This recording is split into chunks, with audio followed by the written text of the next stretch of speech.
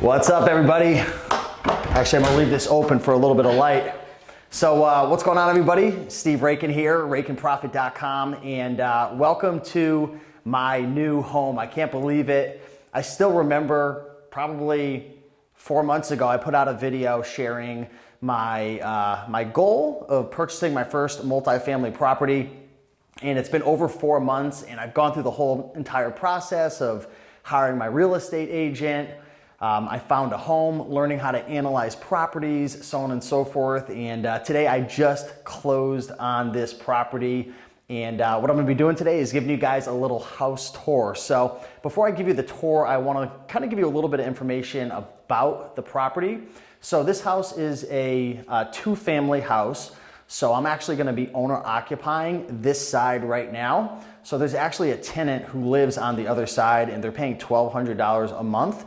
So this is a two-family property. A couple interesting things about this property. Number one, it's a side-by-side unit. So most traditionally, when you buy like a multifamily, a 2, 3, or 4, usually they're like stacked on each other. So there's someone at the bottom floor, someone at the top. This is a side-by-side unit, so it's completely split off, which is really nice. The property's in great condition, newer roof, newer furnaces. It's got nice hardwood floors. There's, a little bit of cosmetic work that needs to get done, and I'm gonna share that with you. But overall, it's a great looking property. Ended up paying $233,000 for this property.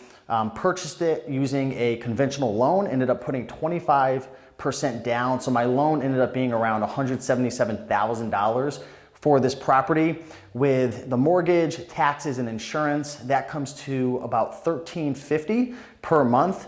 And obviously maybe you don't know this, but when you purchase a home, if you're gonna be renting it, there's gonna be different things that come up like repairs, capital expenditures. So what a capital expenditure is like a large expense, such as like the roof has a lifespan, maybe 20 or 30 years. There's different things that are gonna go, HVAC, hot water heaters, furnaces. So you always need to account for capital expenditures on a monthly basis. You obviously have to account for repairs and also vacancies. So when somebody pretty much leaves your home, they decide not to renew another lease, or you're looking for another person, there's gonna be durations of time where it's not rented. So it's always smart to have repairs, capital expenditures, and a vacancy rate built into your assessment. And I've actually made videos before in the past showing how to analyze deals. But overall, this property is out of pocket. I'm coming out about $150 a month after the rent and everything. And then obviously there's some different things that are happening. So much cheaper than my apartment that I'm living at right now, which is $1,500 a month. So really excited about this journey. Gonna share with you guys pretty much the wins and losses of this adventure over the next year or two. I do plan on, hopefully in a year or so, maybe acquiring another property and another property, because like I say all the time, when you're self-employed, you don't have that retirement, you don't have that pension plan. So you've always got to be trying to find ways to invest. So excited about this journey, excited to take you guys along. And let me take you into the kitchen, and we'll start off with the good stuff in here. So let's check it out. So here we are in the kitchen right now. I forgot to mention the house in total square feet is approximately 1,700 square feet. So each unit, it's a 2-unit, I'm gonna be living in one, there's a tenant in the other, is about 850 square feet. So it's not a huge place, but it is in a very good neighborhood. When you're buying a property, you always wanna make sure you're in a good location. You've heard the saying, location, location, location. Great schools where I live, the town that I'm in. I'm surrounded by highways. I'm literally in the center of Connecticut. So for people who are traveling to the city, it's just a great location. So low crime, low violence. There's not a lot of issues like that going on. And the rents are fairly high over here compared to other parts of Connecticut. So anyways, we're in the kitchen right now. There is some work that I'm going to be doing to this kitchen. So if you actually pan over here, it's a little outdated. You can see that the countertops are a bit outdated. The cabinets definitely need a nice coat of paint. And if you look inside the cabinets, I literally just got the keys to this place like 20 minutes ago. It's a little yucky. It's not the prettiest thing ever. So probably gonna put down some mats, or maybe repaint this, clean this up, maybe add some new knobs, something a little more modern. Thanks to my girlfriend, she actually has family who does a lot of work and whatnot. So over the weekend, we're gonna start doing some repairs. We're gonna go over to Home Depot and definitely gonna replace the countertops. Might replace the tile. When it comes to design, let me even take a step back. When it comes to matching my own clothes, I have a hard time. So designing a kitchen, I'm gonna be relying on experts. I did the same thing with my real estate agent. I did the same thing with just going through the whole process of buying this property. So I'm gonna be relying on other people to help me out with the whole design and whatnot. But countertops, gonna repaint the cabinets, maybe the tiles, possibly do something with the walls, maybe change the color.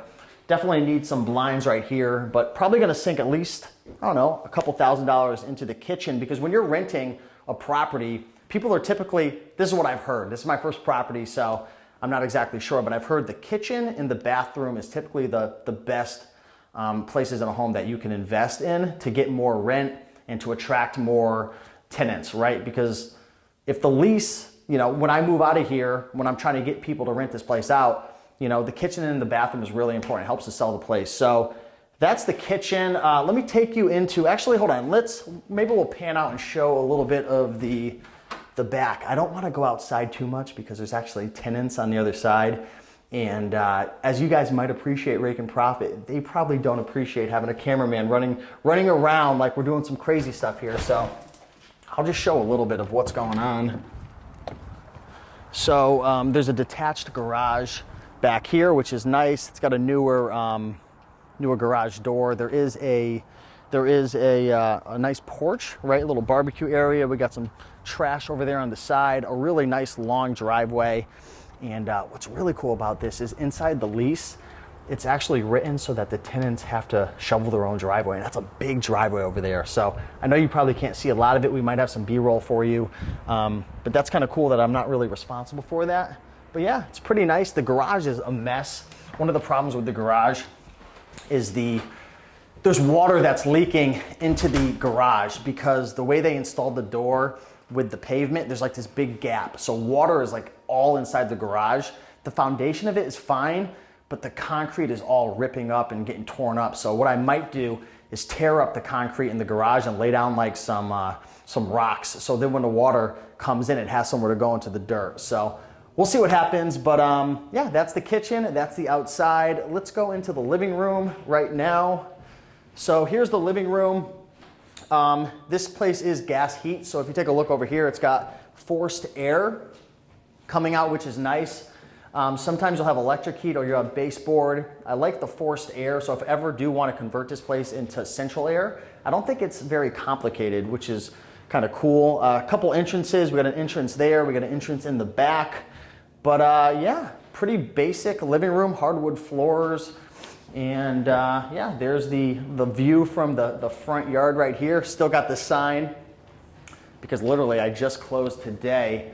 But yeah, let's actually, you wanna know what? Let's show them the basement right now first, because the basement is super important when it comes to buying a house.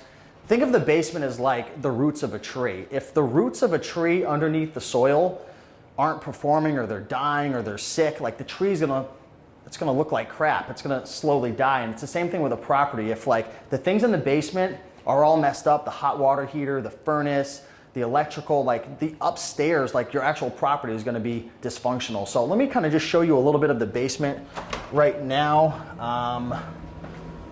All right, so be careful coming down these stairs because this railing is a little sketch.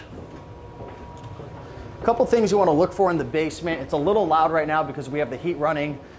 You want to be looking to see if there's any water damage. You could tell there's a little bit of water leaking down here. It's not severe, but we've been getting a lot of water around here. So in Connecticut, it's not uncommon to get a little bit of water into your basement. There we've got the hot water heater to my left. These typically run for, I think, about 10 or 15 years. This one's 16 years old. So I'm probably gonna get this one replaced, and my tenants is about 16 years old as well. So I've got to do some research into hot water heaters. But yeah, that's obviously what heats the water. I think that's some type of pump. I'm not exactly sure. But if this thing ever did leak, it would go into there, which is cool. Gas heat, so we got the furnace right there, which I'm so bad with a lot of this stuff, but I believe the furnace is what is responsible for heating the property, right? Got some shelves. That's actually an oil tank right here. And this used to be heated, the property, with oil. This is actually not in service anymore. It's been sitting there for years apparently. So yeah, it's a pretty decent basement. If you come over here, the basement is split off. So like, this is like, I think that's called like a crawl space. If you want to pan in over here, it's just all dirt. And there's actually, if you look all the way back there, there's a window and there's actually cold air coming in. So what I'm gonna do is cover up that window, and then I'm gonna put down some tarp over here and probably fence this off a little bit just for safety issues in the future. But yeah, pretty decent basement. You know, especially if you're in Connecticut, there's some really, really ugly basements. So I'm pretty happy with this one. Got all the electrical in here, everything's looking good. Always get an inspection when you are buying a property. But yeah, the home inspection went really, really well. Electrical, usually there's electrical issues. The electrical was perfect in this house. So that's pretty much the basement, the living room, the kitchen. Let's bring them upstairs and show them what's going on. So up here is a 2-bedroom, 1 bath. The bath is very small. Again, this property is only 850 square feet per unit. So that's one of the things that it is gonna suppress my ability to get maximum rent because it is a little smaller. But again, great neighborhood, great schools. I'm like literally right down the road from like this huge turnpike where there's tons of like stores and restaurants. So it's definitely a great location. But yeah, let's keep going upstairs. Woo, exercise.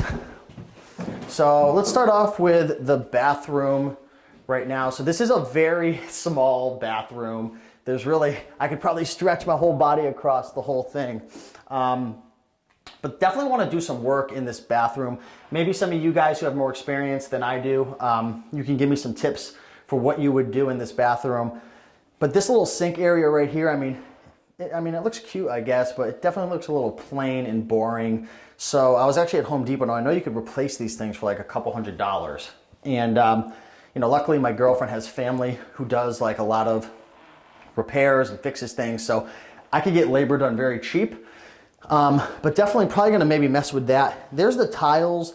I don't know, again, I'm so bad at like being creative with colors and design and whatnot, so I'm not exactly sure what I'm gonna do with this. But the one thing I know that I want to replace is the tiles. These things aren't super pretty, and I know for not a ton of money you can replace this and put this whole like tile backsplash and make it look really pretty. Probably gonna switch out this little you know, shower head, maybe some of these little things right here. I'm not exactly sure. I'm very new to this, guys. This is what's cool about this video, is like you're seeing me from start, like not knowing a lot. Like one of the things I always talk about when you start a new business or a new venture is worry about the next thing in front of you. I've been worrying about step 1, and then once I complete step 1, I worry about step 2, and then I worry about step 3. You know, I'm looking at step 5 and 6, but I'm not dwelling on it. So right now I'm on step like 46 of this process. So 47 and 48 is gonna be all about managing tenants, getting repairs done, researching all of that. So like this is very raw and authentic right now, but I definitely wanna do some of that, the tiles and stuff. Probably gonna get a new shower curtain, even though that's pretty colorful. Definitely wanna get some blinds, because as much as I love the natural sunlight coming in while I'm taking a shower, I don't want to scare people away. So that is the bathroom. Any tips that you guys have, like I'm so like I would be so incredibly grateful for any advice. But yeah, let's show, this is bedroom number 1. So this is a 2-bedroom up here. This bedroom's probably, I was measuring it a couple minutes ago, it's probably about 100 square feet. So it's not a huge bedroom. It does have the wood floors, which is nice, and maybe there's something, if you guys could give me some tips for how to kind of like shine this up. I don't want to spend a ton of money though. When I spend money on stuff in this property, I want to make sure that there's going to be an ROI to it. So maybe shine up the floors a little bit. These lights are a little odd. I don't know who chose these lights, but interesting light combination up there. But yeah, this is a small bedroom. As you can see, I'm going to show you in a second, the other bedroom is probably 150 square feet. I'm probably gonna put my bed in here, and I'm sure you guys can guess why, because I wanna set up my office. I've got some eBay stuff, I've got some, different business stuff that I wanna set up, but here, I'll show you the closet as well. Not the prettiest closet in the world, definitely a little bit of space in here. So maybe I could replace some of this, but things like that, I don't think are gonna really pay me off that well. And again, you might be wondering, Steve, why are you even gonna put money into this? Because again, like in a year, I have to live here for a year based on the type of mortgage that I set up. But after a year, I do plan, if this process goes smooth and I don't absolutely hate being a landlord, I do plan on acquiring another property. So I want this place to be a bit more up to date, to again attract high quality tenants, to be able to get maximum rent and just make it a great experience, right? So I'm just looking around. This place looks good. There's not a ton of work that needs to get done.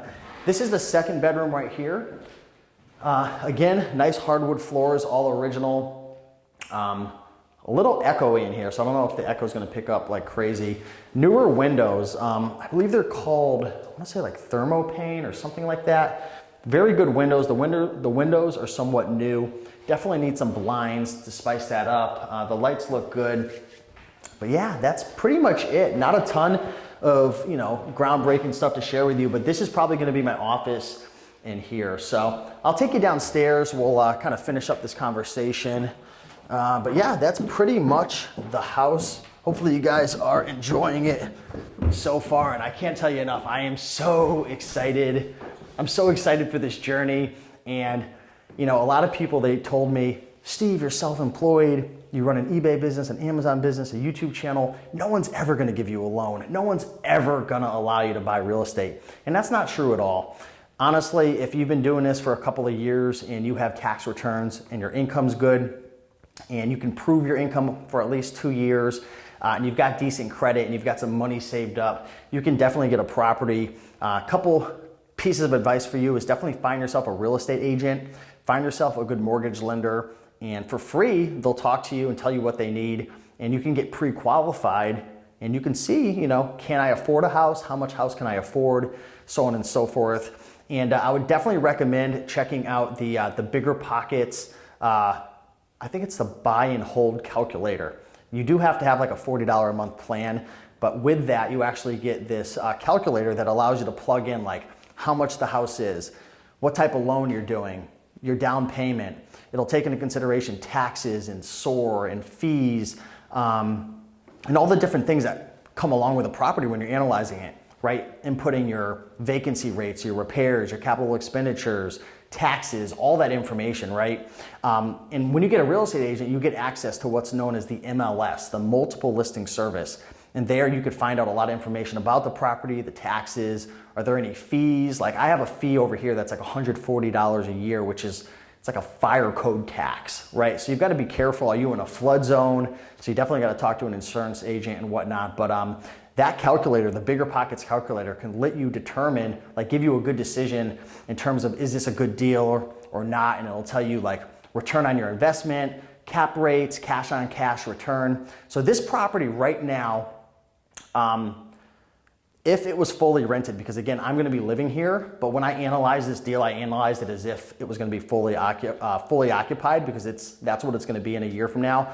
It would be bringing in around $2,400 rent.